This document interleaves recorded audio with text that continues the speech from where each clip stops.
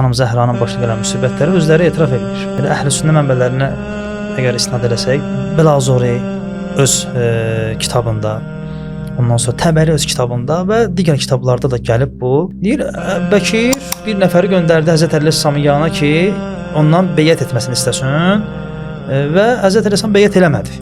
Deyir, Ömər gəldi, əlində də qəbəs var idi. Qəbəs həmin məşələ deyirlər. Xanım Fatimə qarşılaşdı Ömərlə.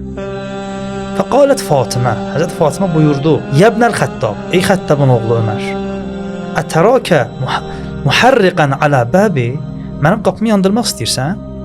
Qalə: "Naam." Dedi, "Bəli."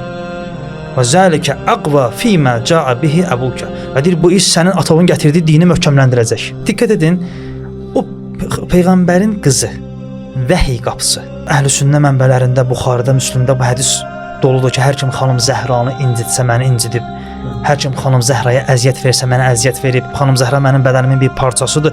Sən belə bir xanımın qabağında gəlib durub deyirsən ki, mən sənin qapını yandıracağam və bu iş peyğəmbərin dinini möhkəmləndirəcək. Bu hansı kitabda yazılıb, hansı Quranda yazılıb? Sən hansı Quranı qəbul edirsən?